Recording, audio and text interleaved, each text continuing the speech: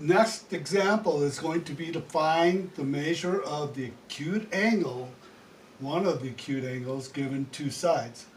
Now the thing I want you to do again is draw out the triangle, label it with the given information, and then circle the angle and name the sides. And I know this right here, you guys don't want to do it, but I tell you right now, mistakes made when you don't do this. And if you just do this simple little thing, you're going to be fine with the trigonometry that you do. All right, so we have a choice in this problem whether to do angle A or angle B. That's up to you initially, what you want to do. Let's just stay with angle A. All right, again, I name the sides. This will be the hypotenuse.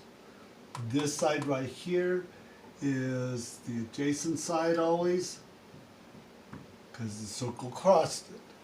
All right, then this side over here becomes the opposite side. All right, when you set up your trig now, you just have to ask yourself the question, okay, which trig is associated with what I'm given. So this side right here is the opposite side, and this side's the hypotenuse. So I can find this angle by using which trig function that is associated with opposite hypotenuse. That one is sine. So sine of angle A is equal to 5/14.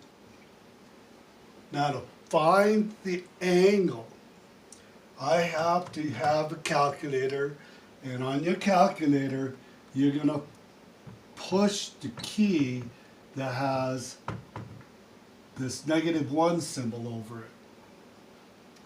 Okay, and then it'll give you a set of parentheses, and then you put 5 divided by 14 and close the parentheses out. Alright, when you do this right here, this is going to give you the measure of this angle, but you have to remember to use a key that does the sine inverse. Okay, so sine inverse of that is approximately 20.94 degrees. And again, rounding depends upon which decimal place they want you to go to. Some of them say just round to the nearest degree. In this case, it would be 21 degrees. They say nearest tenth, you go to 20.9. Right. Then, to find angle B, okay, it's just a matter of subtracting. So angle B is going to be 90 minus 20.94, and that's going to give you 69.06 degrees. Right. And now the only thing else you have to find in this one is side B. Okay, and so in order to find side B, then you can go ahead and use Pythagorean's theorem. So to find side B,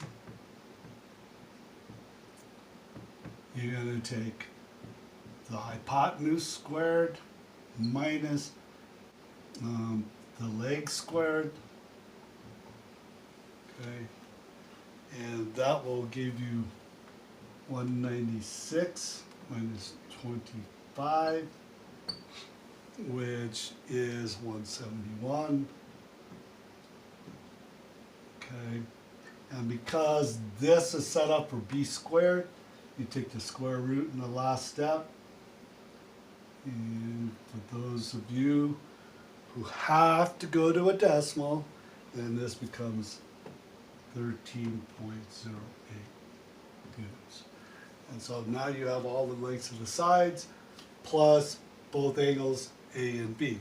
But the initial thing was, how do I find then one of the first angle to work with, and that is through this right here, sine inverse or cosine inverse. If you were using angle B, this would be a cosine. All right, you have a good one. You take care and good luck.